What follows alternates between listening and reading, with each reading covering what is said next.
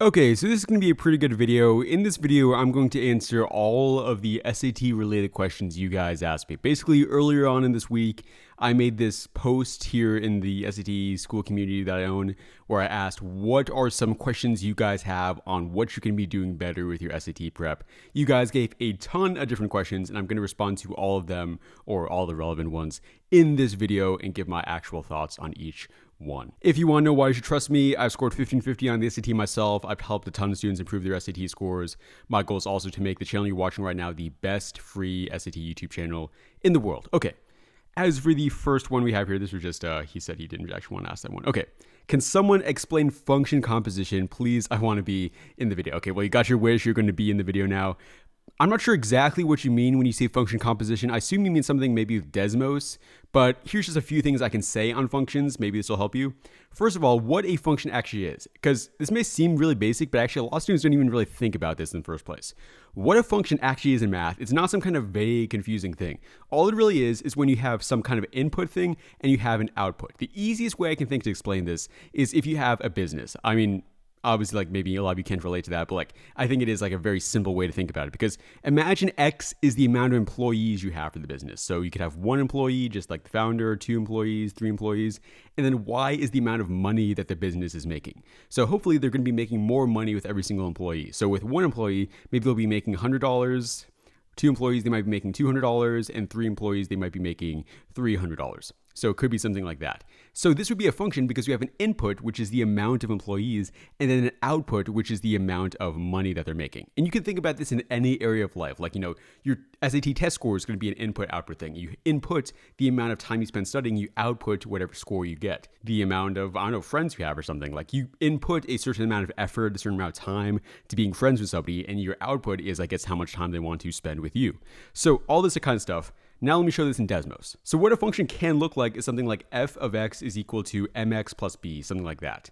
And this works with the example I showed over here because you'd be putting an input, which is x, and then you could be getting an output, which is f of x. So I could say here f of 5, this is the value you get when you put 5 in for x for that. So you get 6 when you put 5 in for x. Now, what I think you probably meant when you asked that question is sometimes you can see examples where they say something like g of x is equal to f of x, plus 3 or something. So that's what it could be saying. And whenever you see an example like that, whenever you see a function within another function, what you do is you just take this regular function, this is the main function you have here, and then you replace this mini function within it into what that function actually means. So with my example over here, that f of x might equal mx plus b. If it equals that, then I can just write here equals mx plus b plus 3 instead. Or whatever this f of x is. It could equal literally anything. It could equal x plus 6 or something like that. Then I would just say x plus 6 plus 3. So that is what you do whenever you see something like that. If you have a more specific question, you can ask it as well after this. Okay, Biber has asked, what are the most useful tips you know outside the question strategy, like how to deal with stress on an exam, how to get focused if you get distracted, how to relax before the test day? Not many people mention it, so that's why I'm asking. Okay, that is a very good question, honestly. So let me first start out with the stuff that you don't want to hear, but that definitely is the most beneficial advice. First of all, practice tests. You definitely do not need to know this, but you just gotta think to yourself, really, who is going to do better on the SAT in terms of a variety of different metrics? A student who has literally taken the exact test several times before, even if it's just a practice test, or a student who is going into the test for the first time and has no real prior experience. Obviously, it's the one who's taken multiple practice tests. By taking multiple practice tests, you will naturally get better and get less stressed out as you do more and more. Like, you'll just be more used to how the test typically is, so it won't feel as crazy or as big or as unbelievable when you actually get to it on test day. So practice test is by far the most important thing. Second thing that I really think I should mention, though, is just skill itself is kind of a deterrent against this. I know you kind of were mentioning, not the questions and strategy, but think about it. If you are a student who is really bad at a lot of different stuff, you are going to feel a lot more stressed out on the test. You're going to feel a lot worse. It's going to feel a lot harder. But if you're a student who is actually feeling fairly good on a lot of the material, it is not going to feel nearly as bad because you just will be good with a lot of the stuff. I mean, I'm not saying that I'm a pro at the SAT, obviously, but when I take the SAT, I can get through a lot of the questions without feeling like it's really that difficult at all. So obviously I'm not going to be as stressed as if somebody who is, completely new to the entire thing and just struggling a crazy amount. I'm not saying that you are. I'm just saying for a student, in an extreme example, that would be the case. So these two are by far the most important. I do have a few things I say for students admission 1400 plus though that I'll just show real quick. First thing is choking. This is something that I see a lot where it's basically like when you know that you've done a problem like it before, but you just get to this problem on the test and you just feel like for some reason your brain just will not work. Like your brain will not figure out how to do the problem. Like you're looking at the problem, you know you've done a problem like it before, but you just cannot figure out how to do it on the test. I have a 3-step process to try to avoid this. When you are in this situation on the test, first thing you should do is just recognize you're stuck. Like, accept that you're stuck. Don't try to keep pushing through and say like, okay, I got this, I'm going to figure it out. Any second now, I'm going to figure it out. Just be like, okay, I'm stuck in this problem. Take a step back and then think to yourself, exactly what was it that I learned for this problem? Because sometimes you may be like tunnel visioned on one specific thing, but you may think to yourself, okay, what is actually all the different stuff that I learned when practicing before I took this SAT? So return to your mental checklist. And then finally, if you still absolutely cannot figure out the problem, just go ahead and skip it. It is not worth it spending a crazy amount of time on a problem that you know going into you're not going to be able to figure out.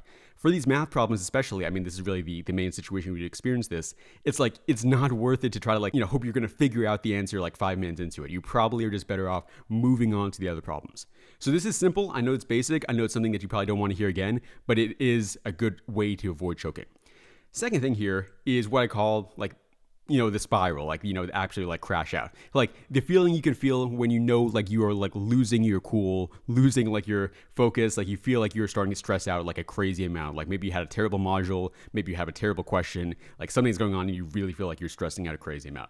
This 3-step process is first, take your hands off of the keyboard, take your hands off of the pen and paper if you're using that, and just stop it for a second. Stop doing SAT for a second. This will feel bad because you're going to think to yourself, wait, I'm losing time here. I should get back to the test. But this is going to be way worth it in the end. Second, take a deep breath. Again, this is so cliche. It's so cringe. It's so, something you don't want to hear. But you need to do this. It is definitely the best advice, and it's so cliche because it is such good advice and nobody wants to do it. And then finally, reread the question, whether it's the current question or a new question, as if it is the first one you're seeing. Just go in a blank slate, pretend like you're seeing it for the very first time and just get straight into it. So that is the process there for if you are either choking on one question or if you're absolutely spiraling. Last thing I will just say is this goes back again to the practice test thing. If you just watch this video and your test is tomorrow, for example, this is not going to help you. Watching me talk about this for a second is not going to help you. You need to actually practice this on a practice test when you're struggling, and that's what's going to help you. It doesn't matter if you read a book on how to play the piano. You only actually learn how to play the piano by actually touching the keys, playing the keys. So that's the kind of thing there. I know I could definitely talk a bit more on that, but just to keep this video not from being 3 hours long, I guess I'll stop it there. Okay, you ask, what are some of the different things that you should memorize besides some of the, common things everybody knows about? I went ahead and looked through my Mission 1400 Plus math course, the full math course I have in there, and I just took all these different formulas that I have in here that I think might be a little bit more niche. I honestly recommend students to try to memorize all of these if possible, because I think it's the kind of thing where a lot of them probably already know. It's probably going to be a couple things you might have to memorize, because I just want students to be as prepared as possible when they get to the test.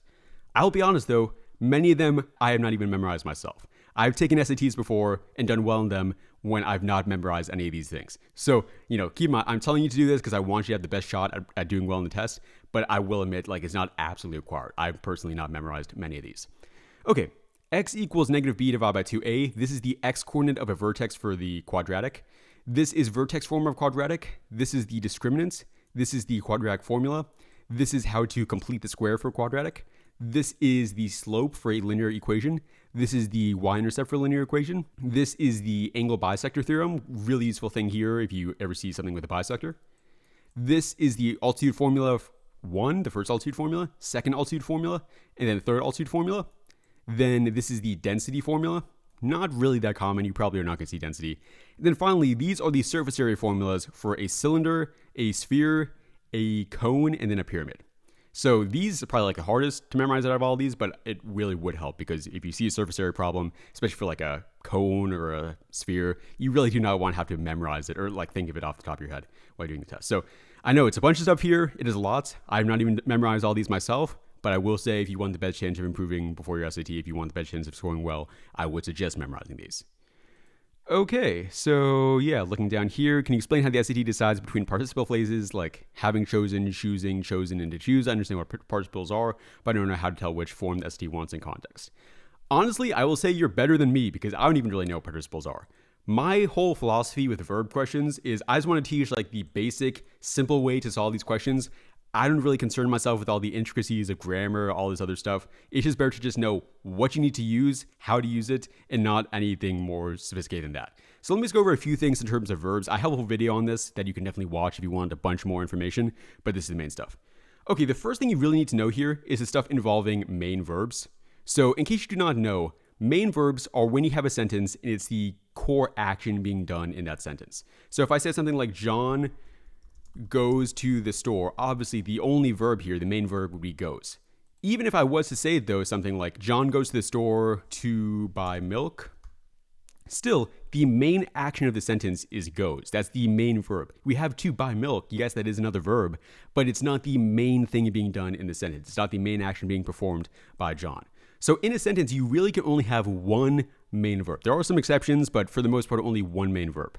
And so things that can definitely not be a main verb is if it ever begins with the word to, if it ever begins with the word that, or if it ever ends in ing. So you can see here, to buy milk, that would automatically be not a main verb because it just has one of those things. So when you're looking at an SAT verb question, you want to think to yourself, does it already have a main verb? If yes, go for the non-main verb. If no, go for the main verb. So I kind of have an example here as well. Like if a main verb already exists, the blank must be a non-main verb. If there are no main verbs, then the blank must be that main verb. Just take a second to read that. If it doesn't make sense to you right now, that is it. And then here I'll get into the three things. Second thing beyond that is these different verb tenses. So I'm not saying you have to memorize all of these, but these are all the different tenses of verbs you can see if you take an SAT theoretically. And so you can see here, there are many different like major categories like present, there's past, there's future, but then there's also subcategories under each one like simple past, past progressive, past perfect, past present perfect. I'm not going to go over all these because again, I have a whole video that talks a bit more about some of this stuff, but these are all the different verb situations you can see. And the way that you would determine this stuff is you would just look at the word surrounding the blank really. So again, I go more into this in the verb video, but like if you say something here like yesterday I did blank, you know it must be a past tense verb because you have yesterday in it. It has something that's happening in the past by definition. So I could say yesterday, I guess I would say yesterday I ran. That'd be a past tense verb. Meanwhile, if I was saying like something I'm doing right now, I could say right now I am, right now I run or something like that. Right now, I guess that's not really that great of a thing, but you can see you use the other words in it to figure out which verb you have to use for that thing there. All right, can you explain how to identify the relationship between sentences before looking at the answer choices or what are the most common transition traps the SAT uses? Okay, so to identify the relationship, really the key thing you need to do for transition questions is, put simply, understand what each sentence is actually saying. I know it's pretty simple, but the way I say to do it is, as you're reading the transition passage, try to actually summarize in your mind what each sentence means. So when you read a sentence, try to before you go on to the next sentence, think to yourself, what did that actually say? What would I say if I was trying to summarize that sentence in my own words? And so then when you get to the blank, you see the sentence, then you have a blank, and then you have the other sentence after that. Same thing, you're just trying to think, what does this sentence actually mean? What does this sentence actually mean? And then based off that, what would make sense as the connection between those? Now, I know that might be pretty obvious, that might not be that useful, but one thing that might be a little more useful is I do have this list of all the different categories of transition words on the SAT. Contradiction, cause and effect, specification, restating, emphasis, sequencing, agreement, and another idea. I won't go through all this because I do it more in the transition video on the channel, but yeah, this goes through all the major categories of the stuff, so you can use these, and so whenever you're solving the question, you can read through the thing and try to think to yourself, which category would make sense for this word. It may be a little bit easier to think of the category than having to think of the exact word, because if you're just thinking of the exact word, you might be like, okay, I feel like it might be accordingly, and what does accordingly really mean? How do I know if accordingly is right? It's a lot easier to say okay, I think it's cause and effect, or okay, I think it's restating, okay, I think it's agreement. That's a lot simpler to decide when you're going through it there. As for the last thing you said, what are the most common transition word traps? I don't really want to gatekeep too much in this video, but I will say just this week I added a page to Admission 1400 Plus that goes over some of the more nuanced traps. So I feel like I should save it a bit since I just added it there literally this week. So that is available in there. You can join in the free trial and see it, but I'll save that for another video maybe to actually talk about it. Okay, can you please do a stream 3 days or day before the August 22nd exam? Yeah, I will definitely do a stream 3 days or the day before. I will say I did a stream the day or 2 days before the June SAT. Did not really go that well. If you know, you know. But yeah, I'll do it again before the August test. If you had 6 weeks to prepare for the SAT from scratch, what would your study plan look like? Honestly, I will say I've done like several videos, I think, on the SAT Gamified YouTube channel where I do talk about this exact thing. Like, I say what my plan would be. But put simply, what I would do is, well, actually, I guess it kind of depends. If you're talking about me right now, I assume you probably aren't, but like if you are talking about me right now, what I would do if I'm chose to take the August SAT as well with my current knowledge and skills, honestly, literally all I would do is just do a crazy amount of practice questions and then review them all that I miss very, very well. So really nothing crazy with what I personally do. Just like, I would probably do the stuff on Onico as well as I can and then review any of the missed questions there. It's very simple, but like, for me right now, I'd be like at a 1550 level trying to get above that. So like, I don't really need to do too much more than that really at this point, just like really trying to master that. Oh yeah, I of course also take practice tests as part of that as well, just to what I was saying before here, like actually have the strategy part down. Okay, but I assume that's probably not what you mean. I assume you probably mean like somebody who's actually completely new to the test. So the key things you have to do, I talked about this in a video that I posted, I guess, a few days ago, like how I got 1550 on the SAT. First thing you really need to do is just establish the main content for the test. I do this a bunch in the courses in this video or in the videos on this channel, also in the courses in Gamify SAT and Admission 1400 Plus. But the content is the key aspect here. Like you need to understand, how do you actually even do passage questions in the first place? How do you even do desmos questions? How do you even do stuff like, I don't even know, like how do you even do stuff like unit conversion, like just a random thing like that? How do you actually solve these questions in the first place? You have to have that core knowledge built up before you can even get anything out of doing practice questions. So that's absolutely key. But then the thing after that, so this might take maybe like 1 to 3 weeks of just like pure content review and trying to go through courses, trying to do practice problems based off that. Then after that, I would just absorb myself with as many practice problems as I theoretically can do. I just want to keep this as simple as possible. Obviously, there might be some like, smaller details that may come up, but like practice problems after you know the content is the best way you can improve, obviously, as long as you actually are genuinely reviewing after you make any mistakes. Like if you are just doing questions and you do not actually understand why you got the question wrong and which you need to do better, you're not going to see any progress. But if you genuinely are doing something like using the loop strategy, which I talked about in one of the previous videos, or some other like actually good way of reviewing, not just like looking over a mistake tracker, but actually trying to understand each thing, you are definitely going to see decent progress. And then the last thing I would really just like keep in mind is that it's not going to be a crazy jump. You probably are not going to jump like over 300 points within the span of 6 weeks. It's hard to improve on the SAT in a very short amount of time, especially if you don't have much skill built up. I would just try to do as much as I possibly can, probably at least like 3 hours a day of practice alone, and just like see how far I can get by the test. I'll definitely take some practice tests at least once per week heading into it as well, so I'll keep track of my progress. Okay, we had some more questions here. What's the biggest mistake students make when reviewing practice tests? So I guess I'm kind of hinting at it here, but the biggest thing, I'd say, I guess there's 2 things I would really list. First of all is not genuinely understanding why they missed and what to do better. I mean, I feel like I'm saying this like a million times in this video, but genuinely, like there's a big difference between being able to say, hey, I got this question wrong because of this reason, and this is what I'm going to do better, and this is how I'd solve this question, versus, okay, I just got this question wrong because I'm dumb or I'm careless or I'm stupid. So actually understand the why of what happened and then what you need to do better in the future. This is the key thing. And then the second thing I would say is to actually do another problem. I think this is like a crazily underrated thing, but like if you miss a problem, for example, on Onico, there's the ability to just generate a similar question, or not even generate, they just search the bank for it, a similar question from that one you missed. If you are doing another question on what you just missed, that's like, you're going to go Super Saiyan basically. Like you're going to like really improve so fast because you're going to actually not just understand what went wrong, but actually do it again. So now you probably are going to be good at it by the time you're not just like okay at the problem. So do another thing. If you don't use Onico, you could also just use Claude. You could just like put the problem in Claude and say, hey, generate a new problem, or any AI, obviously. When should you use Desmos and when is it faster solved by hand? Okay, so I do just have this thing over here. I also have a video on this. But the key thing you should think of this for when to use Desmos is don't think of it as like there are problems where it's faster to use Desmos, faster to solve by hand. Honestly, it may be the case that literally every single problem on the math section could be using Desmos in some way. I'm not saying the entire problem could be solved with it, but that maybe you could use a calculation from Desmos or use some small thing from Desmos or something from Desmos. Like there's a good chance Desmos can be used in some way on every single problem of the test. The way you should instead be thinking about Desmos is, okay, what are all these steps of the math problem? 1, 2, 3, 4, whatever. Can I use Desmos on step 1? If yes, I do it. Can I use Desmos on step 2? If yes, I do it. Can I use Desmos on step 3? If no, I cannot. I have to do it by hand. Can I use Desmos on step 4? If yes, I do it.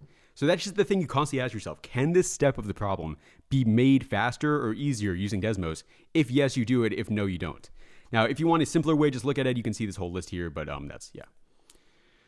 Finally, last question. How do you approach questions where two answers seem equally correct for reading and writing? The thing I really will just say for that, this is a really good piece of advice and a really good way to look at it. Tanesh actually told me this for the first time, and it's not different from what I was telling students before, but it's a good way to think about it. If you're between like A and B, you want to just look literally word by word to see if it's supported by the thing. I have a thing here that I'm going to go over for the next one. Like, okay, the speaker describes a missed harvest. Like, is there something in this that would support the idea that the speaker is describing a missed harvest? Are there actually like stuff in here that supports that idea? Recalls the effort he once invested. Is there something in here that actually supports the idea that he's recalling effort? And then resolves it 10 differently. Like, is there something in here that actually supports that? And you would do the same for the next one. And chances are you're going to notice at least maybe one word. It could even just be one word, but at least one word is going to be incorrect based off what the passage said, or just not supported based off what the passage said. Now, if you find that literally everything is supported, chances are you still are missing something, and you should definitely just like look more carefully again. It's going to be something really small. Like, that's what separates a beginner SAT student from someone who's actually really good. They can identify what are the really small differences. So that's the way you need to think about this, honestly. Okay, poems maybe. So that is what I had this for. So poems, the thing that you should think about when solving a poem question is ultimately it is the same as the other passage questions in which the core things you have to do. However, the one big difference is it's just going to be really confusing. So it's going to feel really confusing. But your job as you read it is to think, okay, what is it probably trying to say? Even though it's so confusing, even though it's so weird, even though it's so dumb, what do you think it probably saying? It's kind of like, it's like a maybe if you've ever done like an escape room. When you're doing an escape room, you have all these clues. It doesn't really make much sense. It's kind of confusing. But you don't just give up. You don't just like say, okay, I don't care. I'm just going to like throw a stick at the wall or whatever and just hope it opens the door. You think to yourself, okay, what could this be saying? What could this like random connection of like letters like A3, B, 4 be saying? What could that be saying? What could this door be unlocking? Or what could unlock the door? What could this chest be opening? Like, how could I open this chest? You just think to yourself, okay, what could make sense here? And just think to yourself that again and again as you go through this. Because what a lot of students do is they look at a problem like this and they think to themselves, I'm not smart, I'm dumb, I'm not going to be able to figure out what a poem means. This is a poem about an orchard, I give up, this means some random stuff, I'll just choose a random answer. Like, no, your job is to like think, okay, I'm not going to understand all of it, it's not going to all make sense, but what is the most likely thing that it probably means, and just go for that. Because oftentimes what your most likely thing is going to be is actually going to be right. Like, what you think is most likely is going to be right. So if I'm reading this, the last fruit fell before me before I came to take it.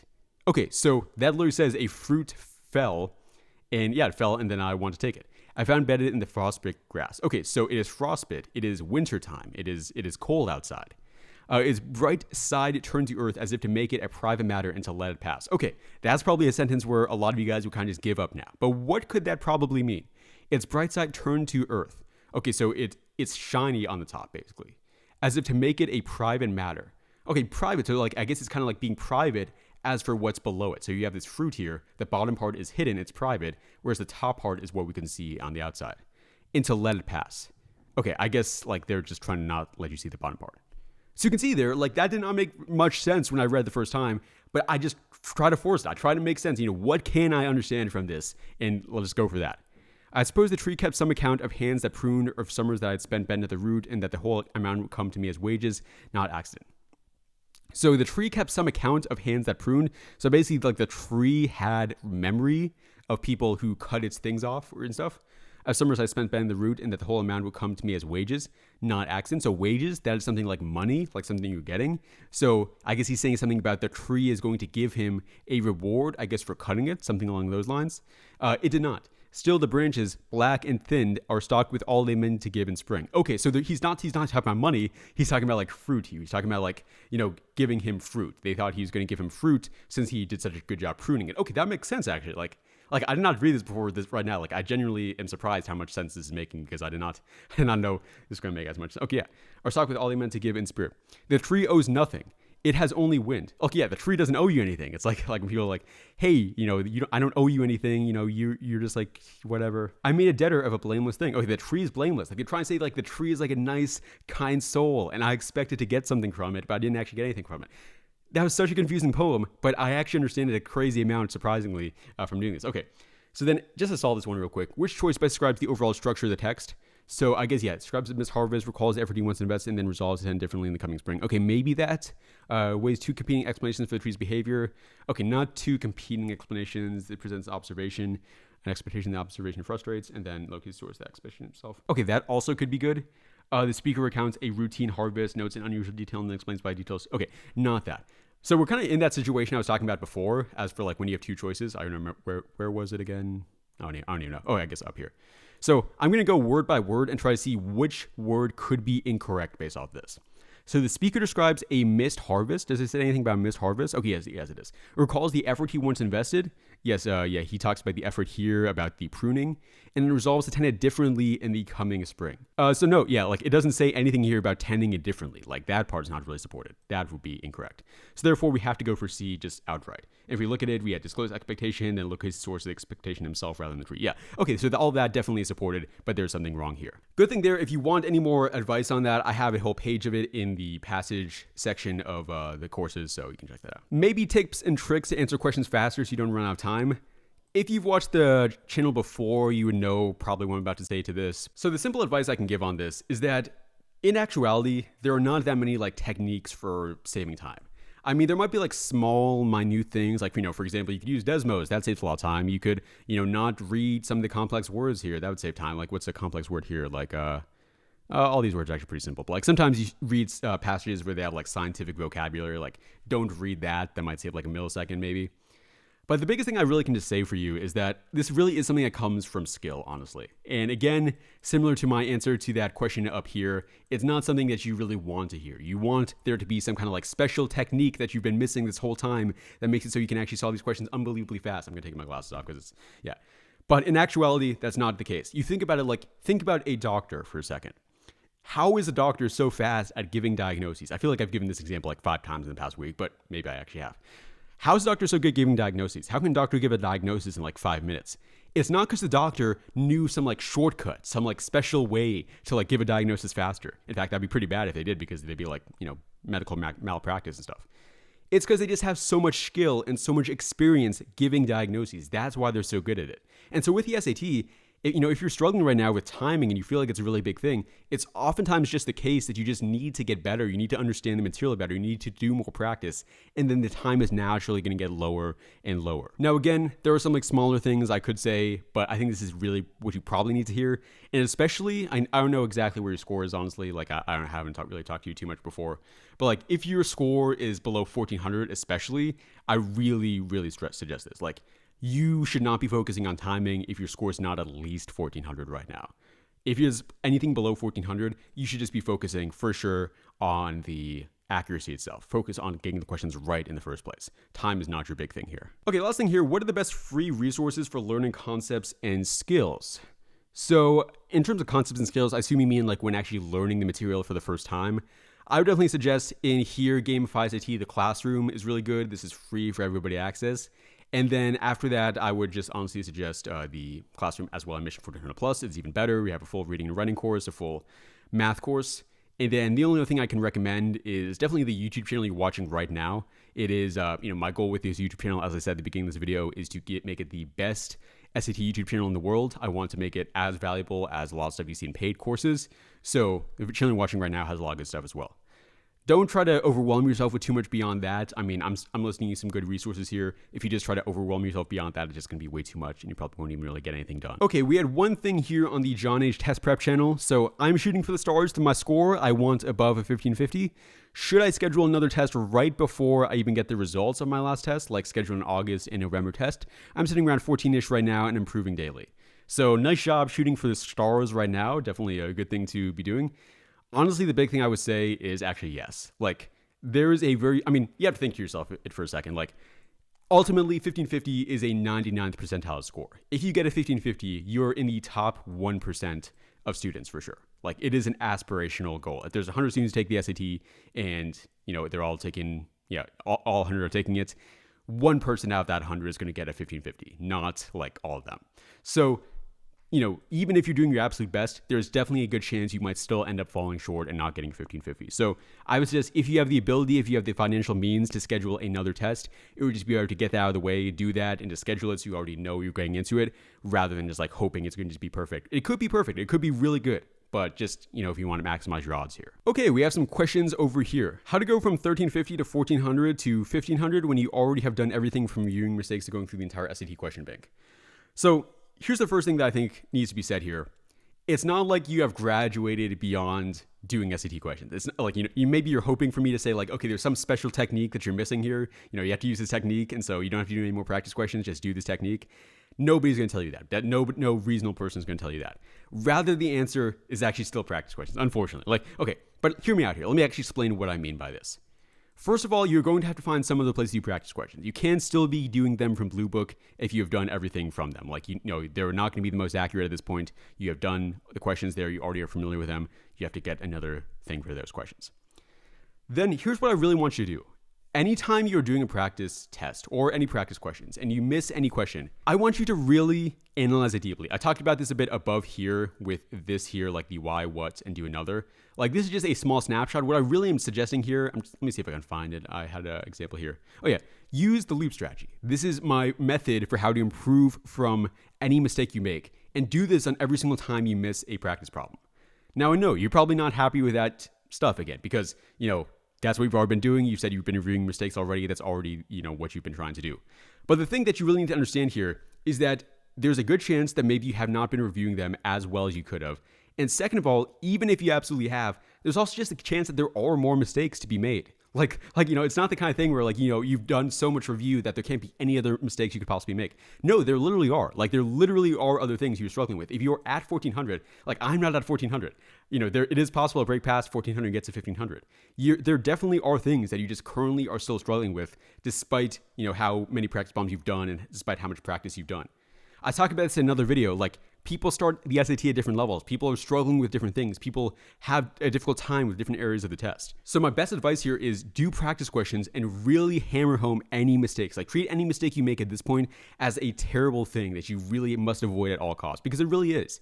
If you are at 1300 plus, any mistake you're still making at this point is something that's really hurting you, something that's really holding you back from a higher score. And you have to see anything you can do to possibly destroy it. In addition, that strategy could be a big element for you. What I mean with strategy is stuff like what I was saying here to Babyruss about choking and spiraling out.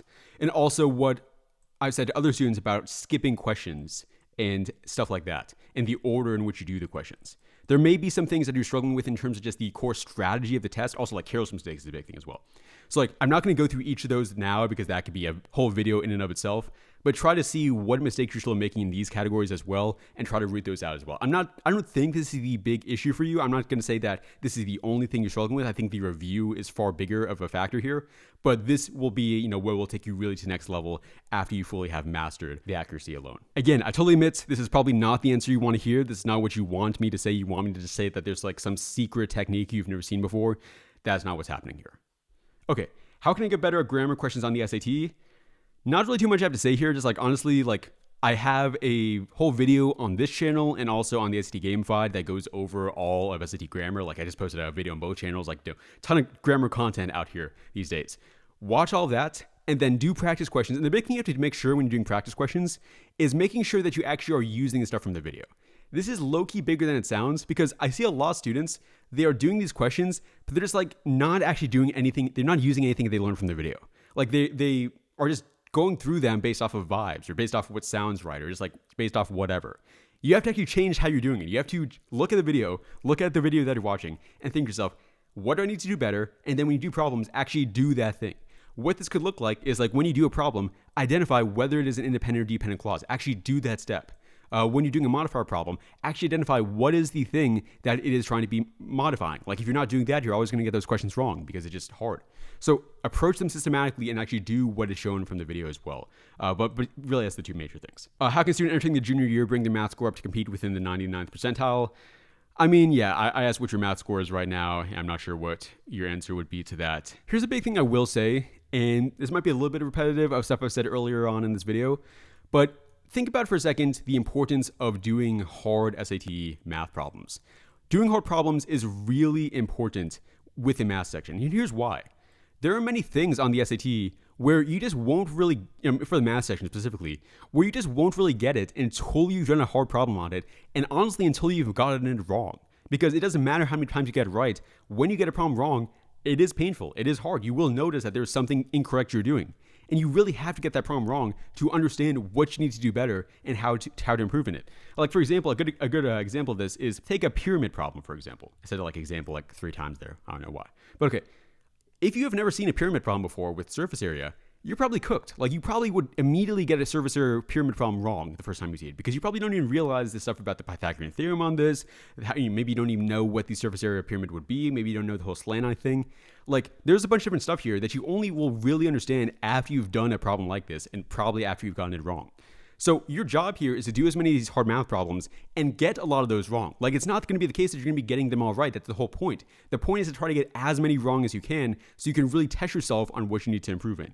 Do stuff on pyramids. Do stuff on hard level word problems. Do stuff on hard level geometry problems. Do stuff on hard, regression problems that involve desmos.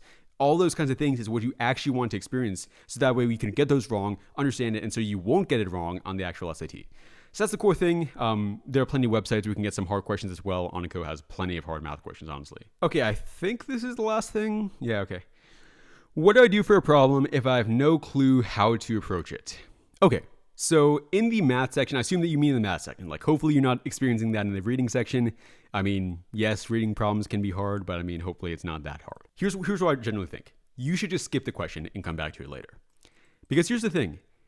I've talked to many students. I've been this student myself. It is really hard if you have no idea how to do a math problem to just figure it out off the fly.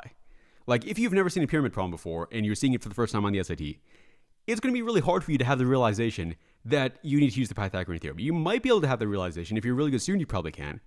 But it's going to be hard for most students to do that. And so it's the kind of thing where if you see a question you have no idea how to do it, just skip it and come back to it at the end of the math module.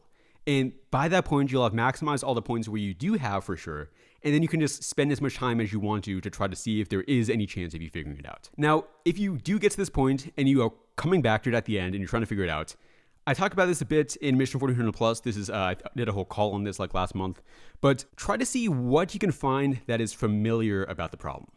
And use that as a jumping off point to figure out what you can theoretically do. Because that's really all you can do, but this is just another way to think about it. A good example of this is I, for example, went to Switzerland a couple months ago, back in December. Or I guess that was 6 months ago, but yeah, whatever. And Switzerland is a pretty different place. I've never really left North America in my entire life, so it was pretty different being in a country in Europe for the very first time in my life. I had never been around a place, been in a place where people spoke multiple different languages all in the same place. I'd never been in a place where they had actually good food, you could say. I'd never been in a place where people just acted the way they did in Switzerland. It was a different place. But one thing that made me feel a lot better about it is I saw one of the first things I saw after leaving the airport, or I guess in the airport, was the amazing McDonald's. The amazing establishment. We all know McDonald's. We love McDonald's. And when I saw that, I felt, okay, this is not that bad. This is not as crazy, because I saw that as something I'm used to. That's something I'm literally familiar with. I am from the United States. I know what McDonald's is. I've experienced McDonald's before. Even though the items are a little bit different in Switzerland, it's I'm familiar with this company, with this restaurant.